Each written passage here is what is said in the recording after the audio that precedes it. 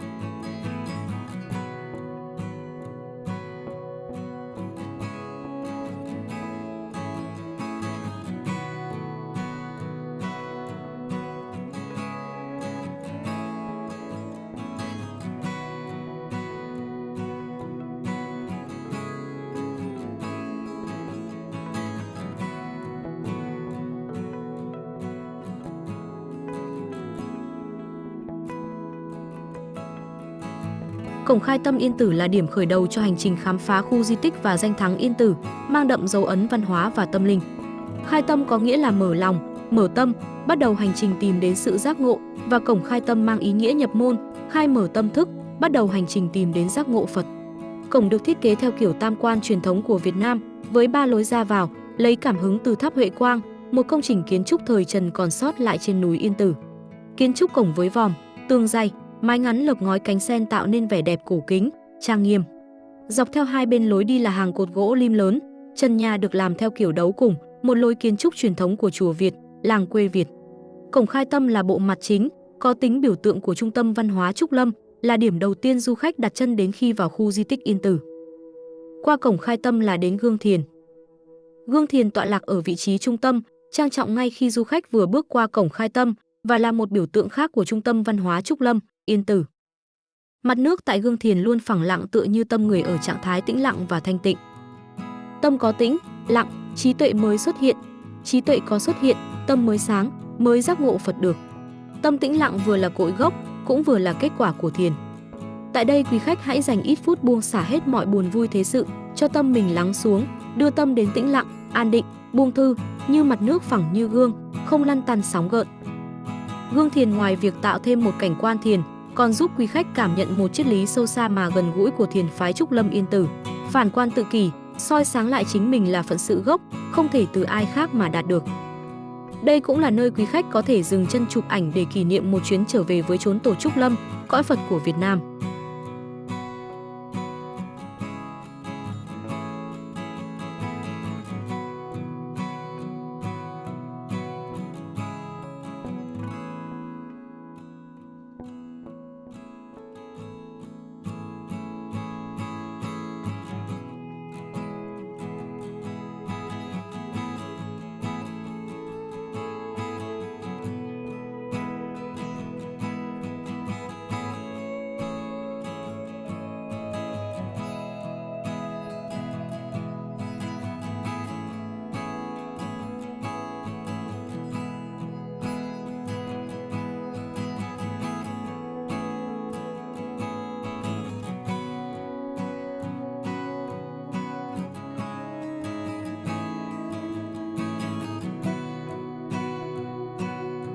Điểm đến tiếp theo là vườn Tùng La Hán, Hồ Ngoạn Nguyệt, quảng trường Minh Tâm.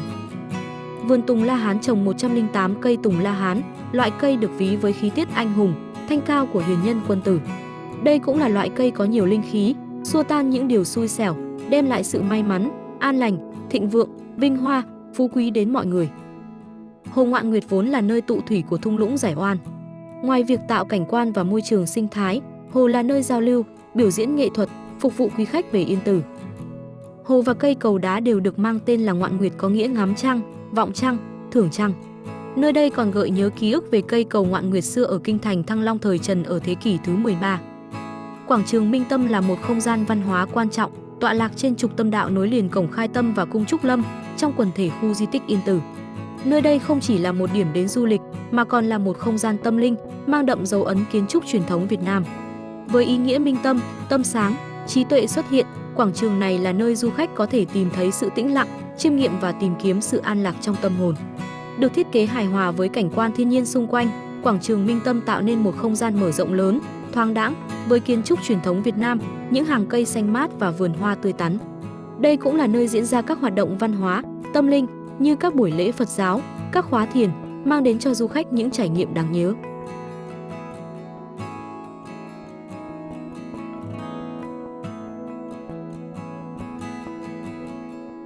Cung Trúc Lâm Yên Tử là một công trình kiến trúc Phật giáo đồ sộ, tọa lạc trong quần thể khu di tích Yên Tử, thành phố Uông Bí, tỉnh Quảng Ninh. Đây là một điểm đến tâm linh quan trọng, thể hiện sự phát triển và tầm vóc của thiền phái Trúc Lâm Yên Tử.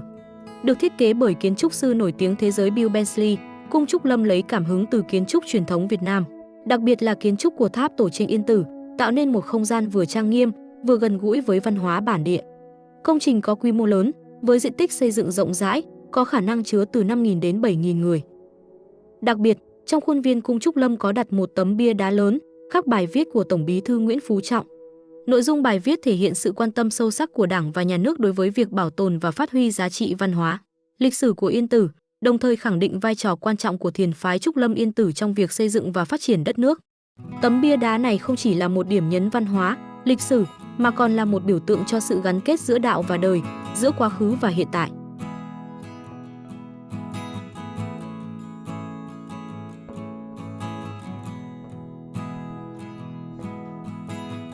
Khi bước vào bên trong, du khách sẽ cảm nhận được sự thanh tịnh, trang nghiêm, hòa quyện giữa kiến trúc truyền thống và những chi tiết hiện đại. Khu vực thờ tự được thiết kế trang nghiêm, với tượng Phật và các vị tổ sư được bài trí hài hòa, tạo nên không gian linh thiêng. Chất liệu gỗ sơn son thép vàng được sử dụng trong các chi tiết nội thất, thể hiện sự tinh xảo và giá trị nghệ thuật cao. Hệ thống chiếu sáng được thiết kế tinh tế, tạo nên không gian ấm cúng, trang nghiêm, đồng thời tôn lên vẻ đẹp của kiến trúc và các chi tiết trang trí. Các chi tiết trang trí trong cung Trúc Lâm được thực hiện tỉ mỉ, tinh xảo, thể hiện sự tài hoa của các nghệ nhân Việt Nam. Không gian bên trong cung Trúc Lâm được thiết kế hài hòa với cảnh quan thiên nhiên bên ngoài, tạo nên sự gần gũi và thư thái cho du khách.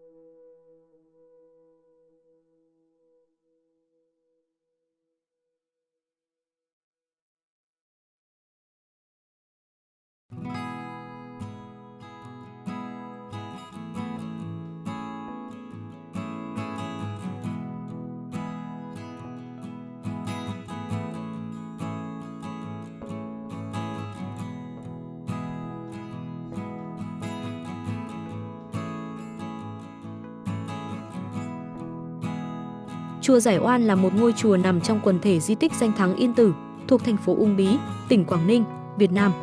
Ngôi chùa này gắn liền với một câu chuyện cảm động về lòng từ bi của vua Trần Nhân Tông. Lịch sử và sự tích. Tương truyền, khi vua Trần Nhân Tông lên núi Yên Tử tu hành, nhiều cung tần mỹ nữ vì thương nhớ nhà vua đã tìm đến đây. Tuy nhiên, họ không dám quấy rầy nhà vua tu hành nên đã trầm mình xuống dòng suối gần đó để bày tỏ lòng trung trinh. Khi biết chuyện, vua Trần Nhân Tông vô cùng thương xót, đã lập đàn giải oan cho những cung tần mỹ nữ xấu số. Từ đó, dòng suối này được gọi là suối Giải Oan và ngôi chùa được xây dựng để tưởng nhớ các cung tần mỹ nữ. Kiến trúc và cảnh quan. Chùa Giải Oan có kiến trúc cổ kính, mang đậm dấu ấn của thời Trần. Trong chùa có nhiều tượng Phật và đồ thờ cúng quý giá. Xung quanh chùa là cảnh quan thiên nhiên tươi đẹp với dòng suối Giải Oan chảy róc rách. Ý nghĩa tâm linh. Chùa Giải Oan là một địa điểm tâm linh quan trọng của Yên Tử, thu hút đông đảo du khách và Phật tử đến tham quan, chiêm bái. Ngôi chùa là biểu tượng của lòng từ bi, bác ái và sự giải thoát khỏi những oan trái. Nơi đây cũng là nơi để du khách tưởng nhớ và bày tỏ lòng thành kính đối với những người đã khuất. Hoạt động du lịch. Chùa Giải Oan là một điểm đến không thể bỏ qua trong hành trình khám phá Yên Tử. Du khách có thể tham quan chùa, chiêm bái tượng Phật, ngắm cảnh thiên nhiên và tìm hiểu về lịch sử và văn hóa của Yên Tử. Vào các dịp lễ hội, chùa Giải Oan thường có rất đông du khách đến tham quan và chiêm bái.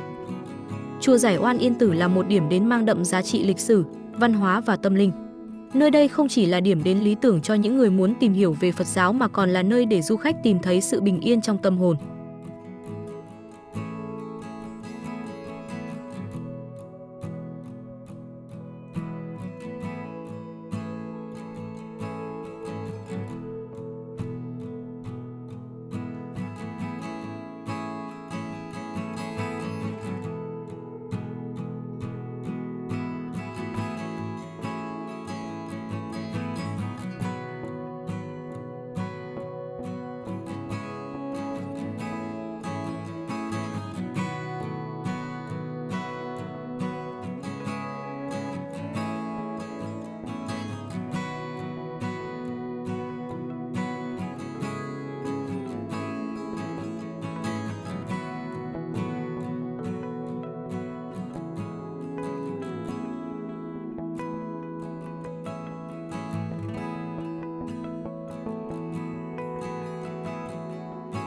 Hệ thống cáp treo Yên Tử có 2 tuyến chính, giúp du khách di chuyển thuận tiện và nhanh chóng lên các điểm tham quan trên núi.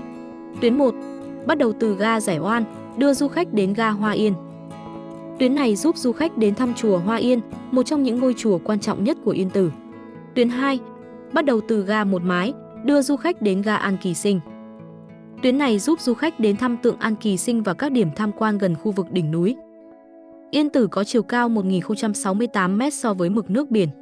Để chinh phục núi Yên Tử, du khách sẽ mất khoảng 4 đến 5 giờ di chuyển với hơn 6.000 bậc thang theo dọc từ phía dưới lên tới đỉnh núi.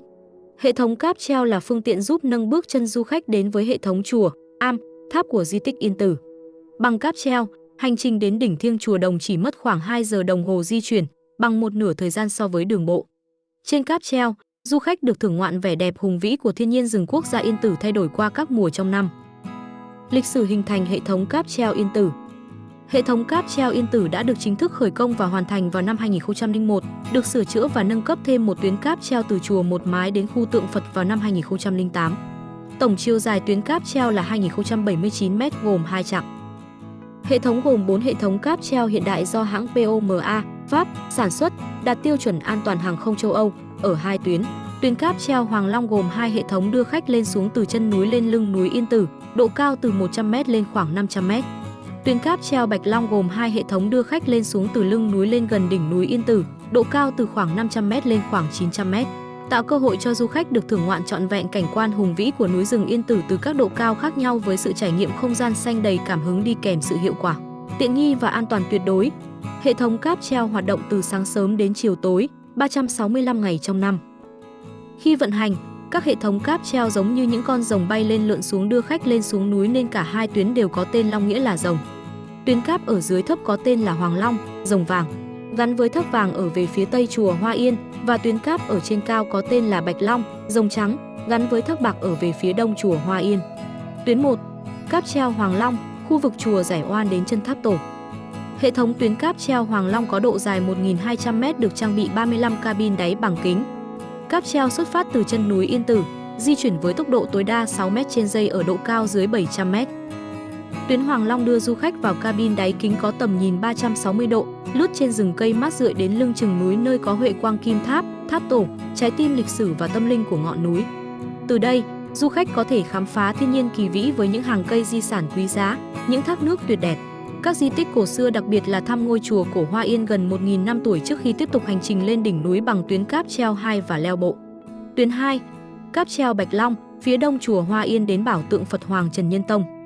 Độ dài của tuyến cáp treo Bạch Long là 879m, được trang bị 38 cabin, bắt đầu di chuyển từ phía đông chùa Một Mái đến gần khu tượng An Kỳ Sinh. Tốc độ di chuyển tối đa là 5m/giây, ở độ cao 700m. Tuyến cáp treo 2 đưa du khách từ phía đông chùa Hoa Yên đến gần bảo tượng Phật Hoàng, nơi du khách như được bước sang một tầng khí quyển mới và tận hưởng cảnh đẹp núi non trùng điệp, mây mù mờ ảo từ cabin cáp treo. Tại điểm này, du khách bắt đầu chinh phục chặng leo bộ cuối cùng trong khoảng hơn nửa giờ để lên chùa Đồng ở đỉnh cao nhất, nơi mang tính biểu tượng của ngọn núi linh thiêng Yên Tử.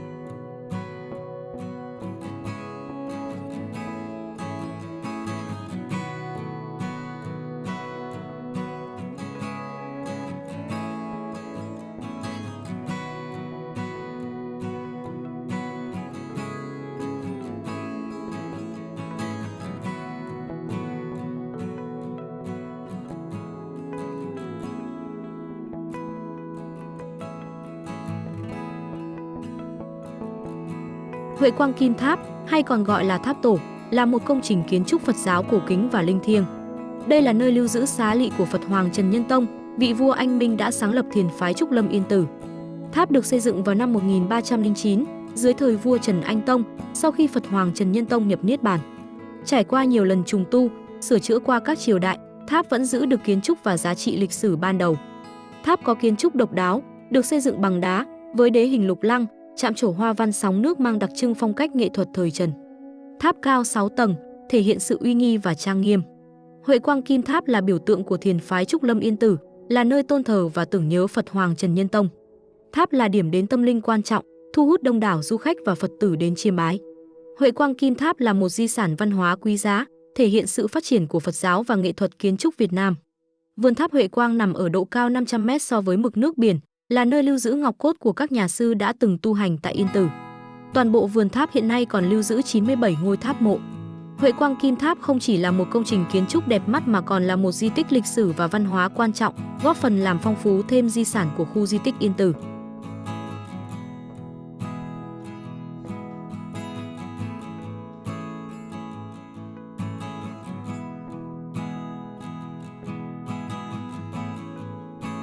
Chùa Hoa Yên, hay còn được gọi là Chùa Cả, là một trong những ngôi chùa quan trọng nhất trong quần thể di tích Yên Tử.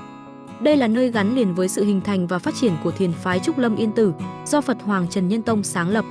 Chùa được xây dựng từ thời nhà Lý, ban đầu có tên là Phù Vân. Đến thời Trần, chùa trở thành trung tâm tu hành của Phật Hoàng Trần Nhân Tông và các đệ tử, nơi khai sinh thiền phái Trúc Lâm. Vua Lê Thánh Tông khi lên vãn cảnh, thấy sắc hoa tươi đẹp nên cho đổi là Chùa Hoa Yên. Chùa Hoa Yên nằm ở độ cao khoảng 535 m so với mực nước biển, tạo nên một khung cảnh thiên nhiên hùng vĩ. Kiến trúc chùa mang đậm phong cách truyền thống, hài hòa với cảnh quan xung quanh. Trong khuôn viên chùa có nhiều cây cổ thụ hàng trăm năm tuổi, tạo nên vẻ cổ kính, trang nghiêm. Chùa Hoa Yên là nơi lưu giữ nhiều di tích lịch sử, văn hóa quan trọng gắn liền với thiền phái Trúc Lâm. Đây là điểm đến tâm linh quan trọng, thu hút đông đảo du khách và Phật tử đến chiêm bái. Chùa Hoa Yên không chỉ là một công trình kiến trúc đẹp mắt mà còn là một di sản văn hóa quý giá, thể hiện sự phát triển của Phật giáo và văn hóa Việt Nam, là một bộ phận không thể thiếu của quần thể kiến trúc văn hóa tâm linh Yên Tử.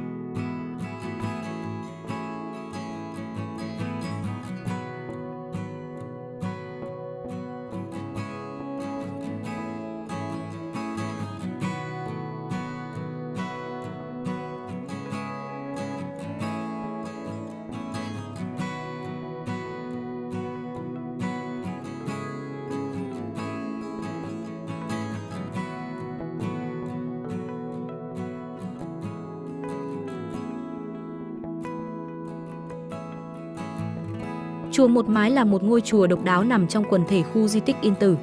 Ngôi chùa này nổi tiếng với kiến trúc đặc biệt, gắn liền với lịch sử tu hành của Phật Hoàng Trần Nhân Tông. Chùa Một Mái có kiến trúc bán mái, một nửa ẩn sâu trong hang núi, nửa còn lại lộ ra bên ngoài, tạo nên vẻ đẹp độc đáo, hòa quyện giữa thiên nhiên và công trình nhân tạo. Ngôi chùa này còn có tên là Bồ Đà, Bán Thiên, Bán Mái. Chùa Một Mái gắn liền với thời kỳ Phật Hoàng Trần Nhân Tông tu hành tại Yên Tử, tương truyền đây là nơi Phật Hoàng thường lui tới để đọc sách, soạn kinh, thể hiện tinh thần hòa hợp giữa đạo và đời, giữa con người và thiên nhiên của thiền phái Trúc Lâm Yên Tử. Chùa Một Mái nằm nép mình bên sườn núi, ở vị trí cao giữa lưng trời, tạo nên khung cảnh hùng vĩ, thanh tịnh cho ngôi chùa. Chùa Một Mái là một di tích lịch sử, văn hóa quan trọng, góp phần làm phong phú thêm di sản của khu di tích Yên Tử, cùng với lối kiến trúc độc đáo tựa vào vách núi giữa lưng trời. Ở vào vị thế đẹp đã đưa chùa Một Mái góp phần vào một chỉnh thể chùa, tháp hoàn chỉnh, gắn liền với tư tưởng Phật giáo Đại Việt nơi khởi nguồn của thiền phái Trúc Lâm tại Yên Tử Linh Sơn. Đặc biệt, trong lòng chùa có một giếng nước nhỏ, quanh năm không cạn, nước trong vắt, được xem là giếng nước thiêng của chùa.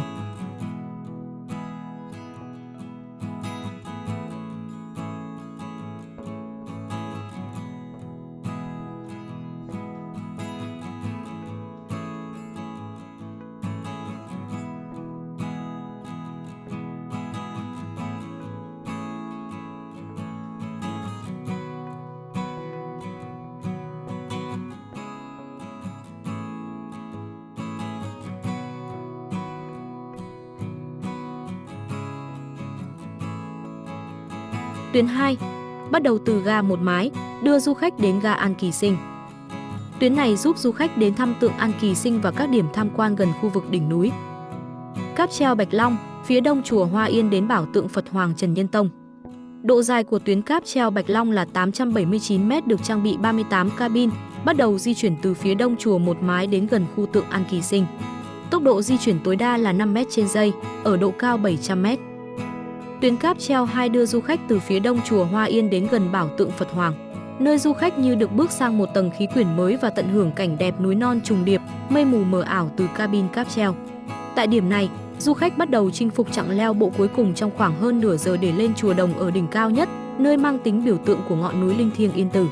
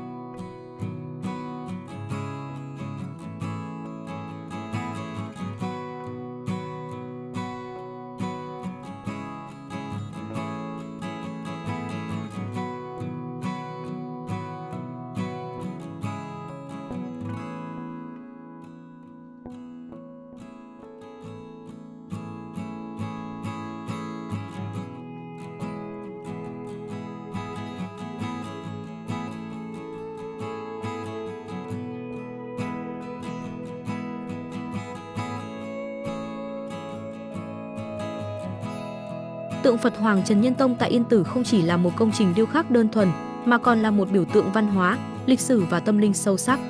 Đặt tại khu vực An Kỳ Sinh trên núi Yên Tử, thuộc thành phố Uông Bí, tỉnh Quảng Ninh, bảo tượng này nổi bật với quy mô đồ sộ và giá trị nghệ thuật cao. Tượng được đúc bằng đồng nguyên khối, có chiều cao 12,6 m và nặng 138 tấn, đặt trên đài sen bằng đồng cao 3 m. Sự hùng vĩ của tượng không chỉ thể hiện qua kích thước, mà còn qua quá trình chế tác đầy khó khăn và tâm huyết của các nghệ nhân. Việc đúc tượng được thực hiện ngay tại mặt bằng xây dựng trên địa hình núi đá hiểm trở, đòi hỏi kỹ thuật cao và sự tỉ mỉ trong từng chi tiết. Ý nghĩa lịch sử và văn hóa của tượng Phật Hoàng Trần Nhân Tông vô cùng to lớn.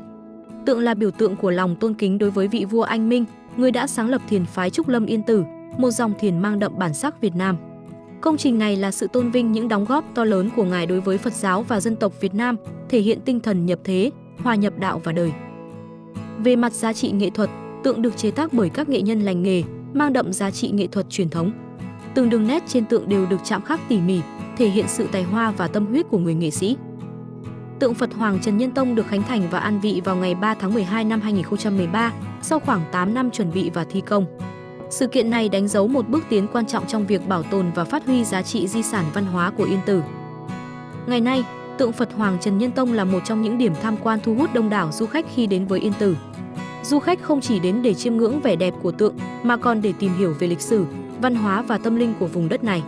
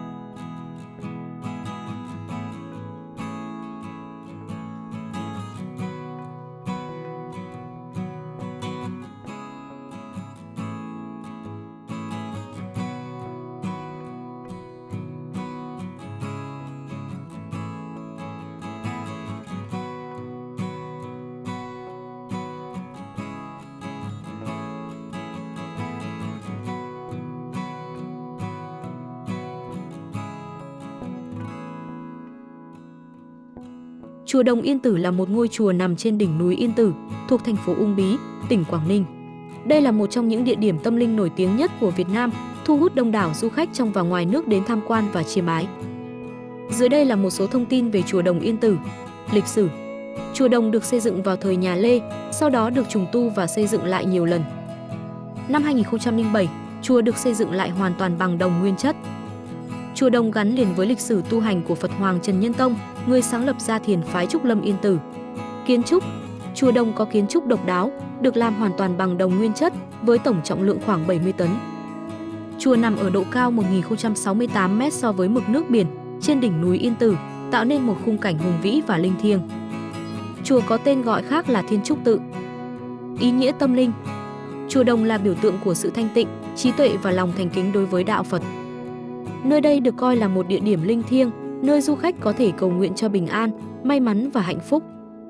Hàng năm, vào mùa lễ hội Yên Tử, chùa Đồng đón hàng vạn lượt khách đến tham quan và chiêm bái. Thông tin thêm. Để lên được chùa Đồng, du khách có thể đi bộ hoặc sử dụng hệ thống cáp treo. Đường lên chùa Đồng khá dốc và có nhiều bậc thang, vì vậy du khách cần chuẩn bị sức khỏe tốt. Khi đến tham quan chùa Đồng, du khách cần ăn mặc lịch sự, kín đáo và giữ gìn trật tự. Chùa Đồng Yên Tử là một địa điểm du lịch tâm linh không thể bỏ qua khi đến Quảng Ninh. Nơi đây không chỉ mang đến cho du khách những trải nghiệm tâm linh sâu sắc mà còn là cơ hội để khám phá vẻ đẹp hùng vĩ của thiên nhiên.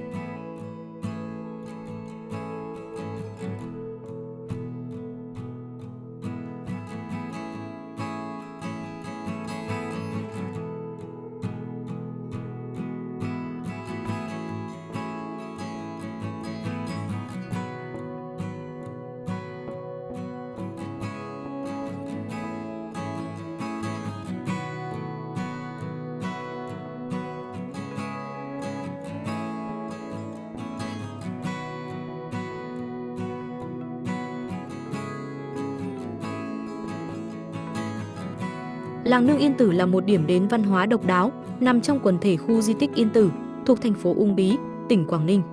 Nơi đây không chỉ mang vẻ đẹp của một làng quê Bắc Bộ truyền thống mà còn gắn liền với những câu chuyện lịch sử và tâm linh sâu sắc. Làng Nương nằm dưới chân núi Yên Tử, uốn lượn bên dòng suối Giải Oan, tạo nên một khung cảnh thiên nhiên thơ mộng và yên bình. Kiến trúc của làng mang đậm dấu ấn của làng quê Bắc Bộ, với những ngôi nhà truyền thống, ao sen, giếng nước. Làng Nương gắn liền với câu chuyện về những cung tần mỹ nữ theo vua Trần Nhân Tông lên núi tu hành. Nơi đây lưu giữ những nét văn hóa truyền thống của người Việt, từ phong tục tập quán đến ẩm thực địa phương. Du khách đến Làng Nương có thể tham quan các ngôi nhà cổ, tìm hiểu về lịch sử và văn hóa địa phương, tham gia các hoạt động trải nghiệm như làm gốm, dệt vải, thưởng thức ẩm thực truyền thống, tận hưởng không gian yên bình, hòa mình vào thiên nhiên tươi đẹp. Làng Nương Yên Tử là một điểm đến lý tưởng cho những ai muốn tìm hiểu về văn hóa, lịch sử và tận hưởng không gian yên bình của làng quê Việt Nam.